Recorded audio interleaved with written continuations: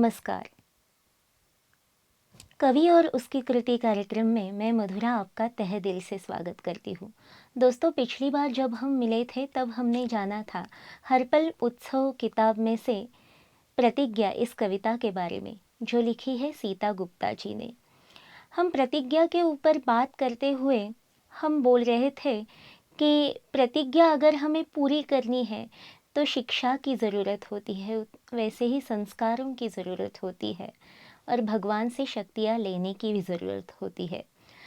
तो इसी बात को आगे दोहराते हुए आज भी हम प्रतिज्ञा कविता के बारे में बात करने वाले हैं। उसका एक क्षण जो है, जो बहुत ही प्यारा है, उसके ऊपर हम बात करेंगे और उसी के साथ साथ आज हम एक मुक्तक के बारे में भी जानने वाले हैं, जो लिखा है सीता गुप्ता जी ने। तो पहले हम जानते हैं प्रतिज्ञा कविता के बारे में, उस छंद के बारे में। नमस्ते सीता जी। नमस्कार। आपका फिर से स्वागत। हर पल उत्सव आपने किताब लिखी है और आपके साथ मैं जब भी बातें करती हूँ तो वो हर पल उत्सव में महसूस करती हूँ। और पिछली बार जब हम मिले थे तो हमने प्रतिज्ञा कविता के बारे में जाना था, तो उसी बात को आगे दोहराते हैं। आपने इसका जो आखिरी छंद है उसमें कहा है, हम बने भुजाए भगवान की, हम बने भुजाए भगवान की, पतित धरा को पावन कर दे। प्रेम के सागर के हम बच्चे, प्रेम के सागर के हम बच्चे, सबकी झोली में सुख भर दे। बने दधीची धर्म यज्ञ में, अपने तन मन और प्राण दे।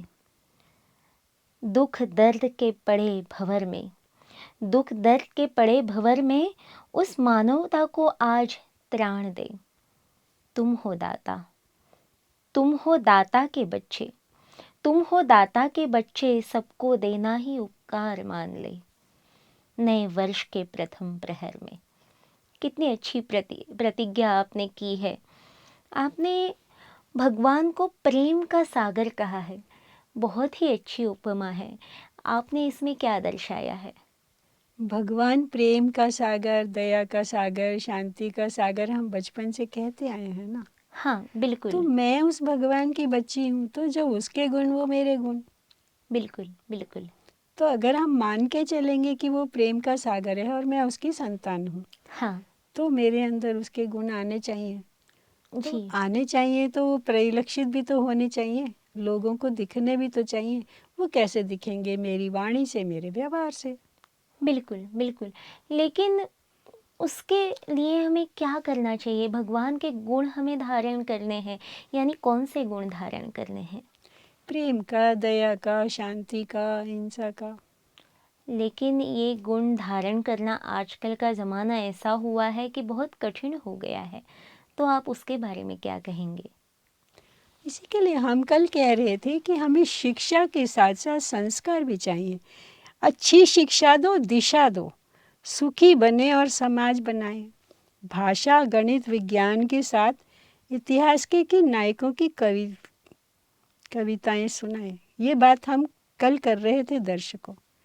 तो इतिहास के नायक क्यों जरूरी हैं? क्योंकि हमारे जीवन का वो कभी हिस्सा रहे हैं। भारत भूमि आज जिस प्रकार की है, इसमें उनका हमारे ऊपर बहुत बड़ा ऋण है। चाहे वीरांगनाएं ले लें, झांसी की रानी, रानी दुर्गावती, रानी कर्णावती, हाड़ी रानी, चाहे वीर ले लें, पोरस हैं, सिकंदर हैं, महाराणा प्रताप हैं, शिवाजी हैं, सभी ने कुछ ना कुछ धरती माँ के लिए किया है, भारत भूमि के लिए अपना जीवन उत्सर्ग किया है। तो हम उनके चिन्हों पर कब चल पाएंगे? जब उनके जैसे संस्कार हमारे अंदर आएंगे। संस्कारों की बात चल रही थी तो गुरुकुल की बात आई। आप देखिए, गुरुकुल में राजा दशरथ के बच्चे भी पढ़े और साधारण मानव भी पढ़े। एक ही परिवार में देखिए, राम जी को वनवास मिला था, भरत जी को तो नहीं मिला था। लेकिन भरत जी ने कहा, राम भैया जब तक नहीं आएंगे मैं सिंहासन पर नहीं बैठूंगा। इतना त्याग, ये क्या उनके शिक्षक का संस्कार दिया हुआ नहीं था? इतना त्याग कोई कर सकता है? राम को तो फिर भी वनवास मिला था, भरत जी को तो नहीं मिला था। बिल्कुल सही। लेकिन भरत जी ने क्या किया? राम भैया जब तक आप नहीं आएंगे मैं आपकी चरण पादुका ही उस पर रखूंगा। तो ये कौन था? कराने वाला ऋषियों के वो संस्कार जो उनको गुरुकुल में मिले थे। उसी तरह देखिए, कृष्ण और सुदामा संदीपन ऋषि के आश्रम में पढ़ते थे। कृष्ण बन गए द्वारका के राजा, सुदामा रहे वही गरीब। लेकिन जैसे ही सुदामा उनसे मिलने आए, कृष्ण नंगे पांव दौड़ते हुए जाते हैं। और आज के ज़माने में देखिए कि ऐसी मित्रता संभव है? कोई छोटा सा मंत्री पद या सरकार में कोई ऊंचा पद भी पा जाता है तो संबंधियों को भी भूल जाता है। कृष्ण सुदामा का तो आपस में रक्त संबंध भी नहीं था, मित्रता थी। तो ये संस्कार क्या गुरु संदीपन की दी हुई शिक्षा के नहीं थे? इसीलिए मैं कहती हूँ, शिक्षा के साथ संस्कार भी दीजिए, उनको दिशाएं भी दिखाइए। शिक्षा आज केवल लिटरेसी की तरह रह गई है, इन्फॉर्मेशन की तरह रह गई है। उसे अपने जीवन में कैसे उतारना है, ना शिक्षकगण बता रहे हैं ठीक से, ना माता पिता बता रहे हैं। क्या बात है, क्या बात है। आपने रामायण की बात की, भरत जी की बात की, तो मुझे वो बात याद आई। उनका त्याग इतना बड़ा है, लेकिन वो त्याग करने के बावजूद भी उन्होंने वशिष्ठ जी से ये सवाल पूछा था कि क्या मेरा ये वर्तन जो है वो शास्त्र के अनुसार है। तो वशिष्ठ जी ने कितना प्यारा जवाब दिया। वशिष्ठ जी ने कहा कि कुछ लोग ऐसे होते हैं, वो शास्त्र को जानते हैं लेकिन उसके अनुसार बिल्कुल भी बर्ताव नहीं करते हैं। कुछ लोग इतने कर्मठ होते हैं, वो पूरे शास्त्र के अनुसार ही चलते हैं। कुछ लोग तो शास्त्र के बारे में कुछ जानते भी नहीं हैं। कुछ लोग बिल्कुल भी शास्त्र के अनुसार नहीं चलते हैं। और कुछ लोग ऐसे होते हैं, शास्त्र का इस्तेमाल अपनी सुविधा से करते हैं। लेकिन भरत, कुछ लोग ऐसे होते हैं जिनका वर्तन आदर्श मान के शास्त्र लिखे जाते हैं। तुम उसमें से ही हो। अगर ऐसा आदर्श वर्तन हमें आज के ज़माने में चाहिए तो हमें क्या संस्कार बच्चों को देने होंगे? संस्कारों की बात ही तो अभी हमने की कि जी, गुरु वशिष्ठ ने जैसे संस्कार दिए, संदीपन ऋषि ने जैसे संस्कार दिए, लेकिन हम आज भी आजकल के, घरों में माता पिता और शिक्षक लोग ऐसे संस्कार दे सकते हैं ना। बिल्कुल, शिक्षा तो उनसे ज़्यादा है इनके पास। लेकिन आजकल वो कहीं खोए नज़र नहीं आ रहे हैं। खोए नज़र इसलिए आ रहे हैं कि हमने प्राप्तियों को दूसरी तरफ ले गए हैं। जी, जी, कितनी धन की प्राप्ति होगी, कितनी पद की प्राप्ति होगी, कितनी सम्मान की प्राप्ति होगी, हमने दिशा गलत चुन ली है। जी, जी, जी, सही है। और इसी बात को मैं आगे दोहराऊंगी कि आपने वो त्याग के बारे में कहा और आगे अपना जो आखिरी क्षण है उसमें आपने दधीची ऋषि का उदाहरण दिया है। तो उसके बारे में आप क्या अब कल कहोगे? अभी आप जैसे संस्कार की बात कर रहे थे, कल हमने दर्शकों गांधी जी की बात की थी। गांधी जी की माता जी ने उनसे वचन लिया था कि आप मद्य की सेवन नहीं करेंगे और मांस की भी सेवन नहीं करेंगे। तो क्या इस वचन ने गांधी जी को अहिंसा के रास्ते पर नहीं ला दिया? नहीं तो लंदन में क्या, विदेश में क्या, उनके ऊपर इतने प्रलोभन नहीं आए होंगे कि वो इन सब चीज़ों की वो सेवन कर लें। तो ये संस्कार उस माता के दिए हुए तो संस्कार थे। क्या बात है, तो क्या, संस्कार हमको बहुत कुछ गलत करने से रोक लेते हैं। बिल्कुल ही सही है, बिल्कुल ही सही है। और उसमें से ही एक बड़ा संस्कार है त्याग का संस्कार। और हम दधीची ऋषि को जैसे कि त्याग की हो या दान की मिसाल मानते हैं। और इसके बारे में आपने लिखा भी है, तो उसे आप अगर अधिक स्पष्ट करोगे तो हमारे दर्शकों को भी अच्छा लगेगा। दधीची मुनि एक ऋषि थे। बहुत ही जब बड़े। देवासुर संग्राम हो रहा था तो बार बार देवता हार रहे थे। हम्म, तो देवता बार बार जब हार रहे थे तो उनको इस बात में लज्जा आ रही थी कि हम जी, असुरों से हार रहे हैं। हम्म, असुरों के गुरु शुक्राचार्य थे और देवताओं के गुरु बृहस्पति। जी, जी, तो तब उनको ये सुझाव दिया गया कि अगर कोई ऋषि अपनी अस्थियों से, अपनी स्वेच्छा से, महत्वपूर्ण है, अपनी स्वेच्छा से हम्म, आपको अस्त्र बना कर देगा जी, तो आप जीत सकते हैं। तो सभी ऋषियों में से दधीची ऋषि आगे आए। उन्होंने स्वेच्छा से अपने प्राण त्यागे, अपनी अस्थियों से शस्त्र बना कर दिया जिसको वज्र कहा जाता है, और उसी शस्त्र से असुरों की हार हुई। इसलिए दधीची का ऋषि का नाम दानियों में सबसे ऊपर आता है। जीवित रहकर स्वेच्छा से देना कोई छोटा कार्य नहीं है।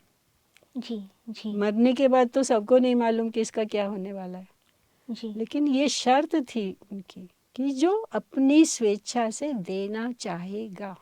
क्या बात है, क्या बात। तो अपने देवताओं की शुद्धता के लिए, अपने देवताओं की सुरक्षा के लिए इतना बड़ा त्याग दधीची ऋषि ने किया था। बिल्कुल ही सही है, इसीलिए उनकी ये मिसाल आज तक कायम है। बिल्कुल ही सही है। और हमारे राष्ट्र पुरुषों का भी त्याग यही है। लोकमान्य तिलक जी की जब मृत्यु हुई थी तब उस समय के वर्तमान पत्र में आया हुआ था, हेडिंग ही था, जैसा त्याग दधीची ऋषि ने देव कार्य के लिए किया वैसा ही त्याग लोकमान्य तिलक जी ने देश कार्य के लिए किया। ये बहुत ही बड़ी बात है। अगर राष्ट्र कार्य के लिए या फिर किसी अच्छे कार्य के लिए कोई कितना बड़ा दान, इससे कोई कैसे भला कर सकता है कि अपनी अस्थियां भी हम अर्पण करें। बहुत ही बड़ी बात, बहुत ही आदर्श बात आपने बताई है। और यहाँ पे आपने जिस यज्ञ का उल्लेख किया है वो यज्ञ कौन सा है? मैं आपको सुनाती हूँ। हम्म। हम बने बुझाए ईश्वर की, पति धरा को पावन कर दे, प्रेम के सागर के हम बच्चे, सबकी झोली सुख से भर दे। बने दधीची धर्म यज्ञ में, अपने तन मन और प्राण दे, दुख दर्द के पड़े भंवर में, उस मानवता को त्राण दे। तुम हो दाता के दाता बच्चे, सबको देना ही उपकार मान ले। वाह। नए वर्ष के प्रथम प्रहर में, आओ खुद से वचन मांग ले। अब इसमें आप दो शब्द देखिए। एक आपने पूछा कि दधीची ऋषि की, उसका उत्तर मैंने आपको दे दिया। मानवता को त्राण दे, त्राण माने रक्षा करना। जी जी आज मानवता चारों तरफ त्राही त्राही कर रही है ना। जी। आप चारों तरफ समाज में देखिए, किसी भी वजह से, आरक्षण की वजह से या दूसरे कारणों से जो सक्षम लोग हैं उनको पद नहीं मिलता है। जी जो उनसे कम सक्षम है वो उनके ऊपर ऑफिसर बनकर आ जाते हैं। जी। तो उनके अंदर हताशा आती है। और दूसरा कम योग्य व्यक्ति अगर ऊपर के पद पे आ जाएगा तो सारी व्यवस्था गिर जाती है। बिल्कुल। तो ये कैसे हुआ? सरकारी तंत्र की गलती से कहें या किसी भी हमारे विधान की गलती से कहें, तो इसीलिए दुख दर्द की भंवर में पड़ी हुई है मानवता।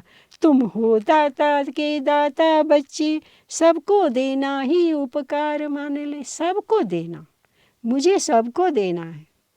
किसको दूं और किसको ना दूं, जैसे मैंने एक और उसमें छंद में लिखा था, ये मेरा काम नहीं है।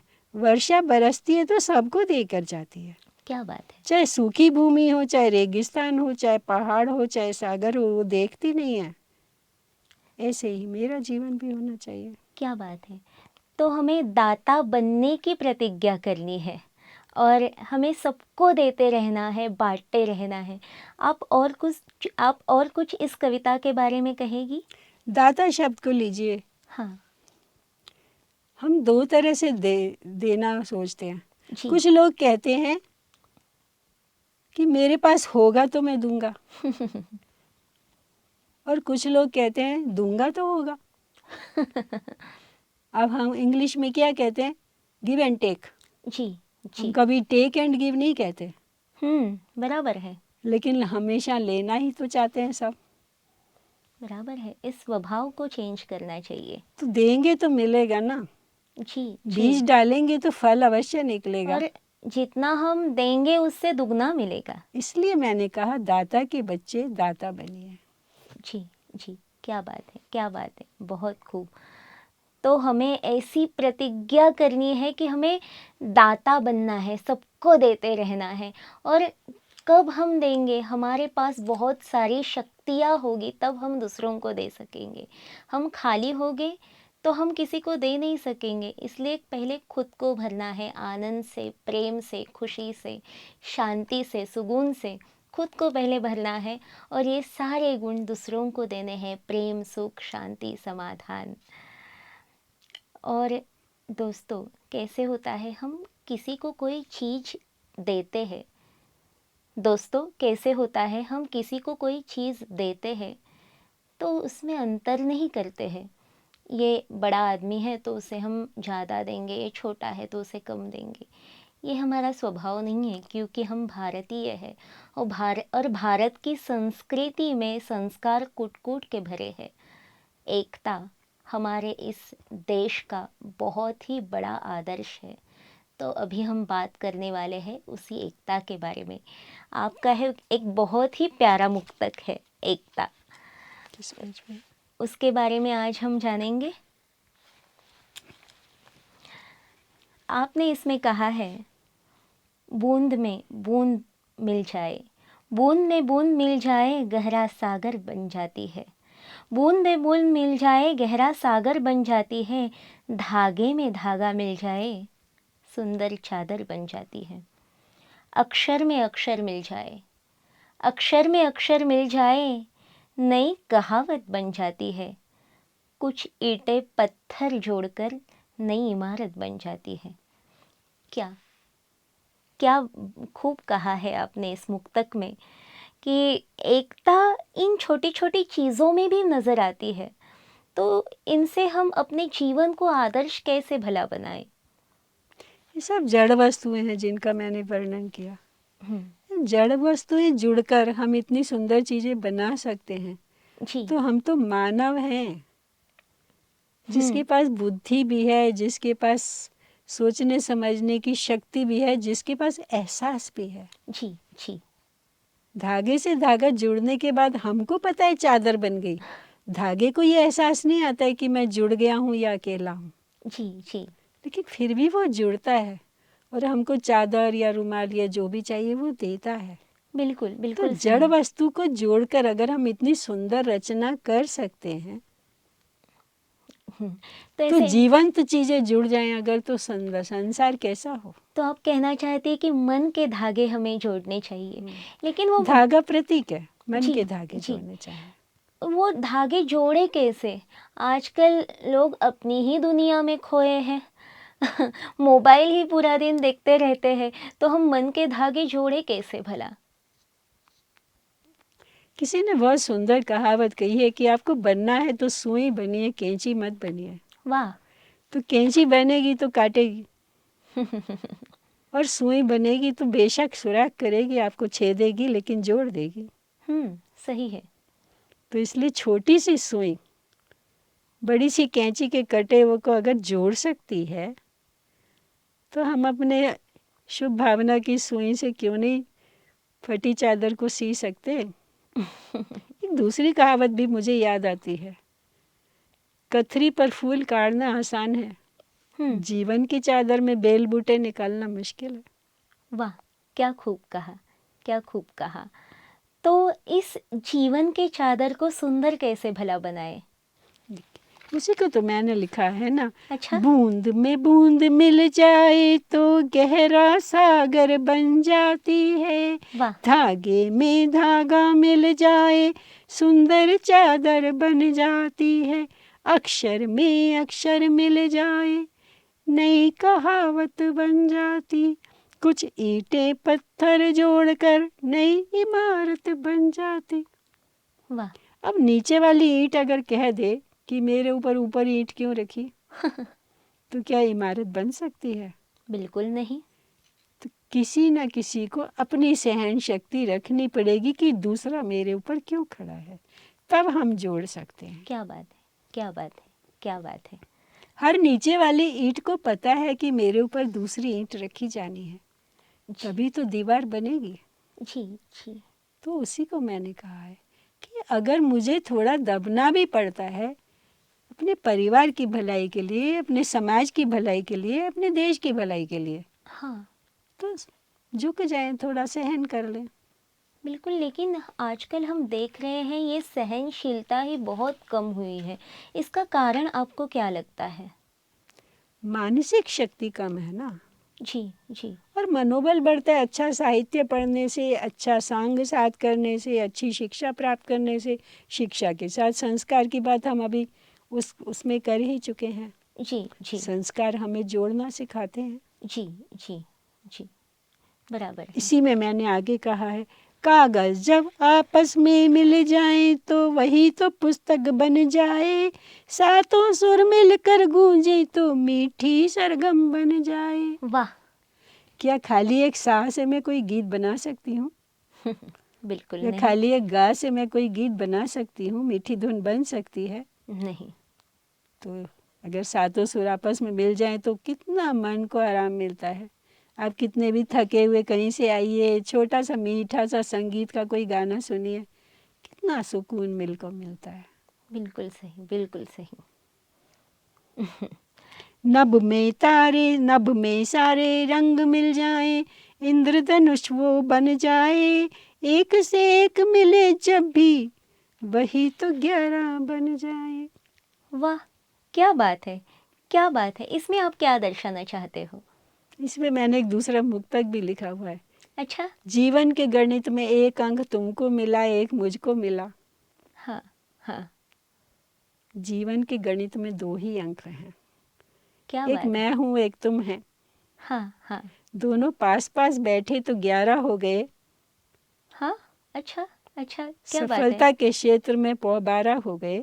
हम्म यदि कभी आप ऊपर और मैं नीचे, या हम्म। कभी मैं नीचे और आप ऊपर, तो 0 हो जाएगा। जी, बिल्कुल है, बिल्कुल है। तो एक से एक मिलेंगे तो 11 बनेंगे दोस्तों, और 11 बनेंगे तो हमारी शक्ति स्वतः ही बढ़ जाएगी ना। तो इस शक्ति को कैसे बढ़ाए?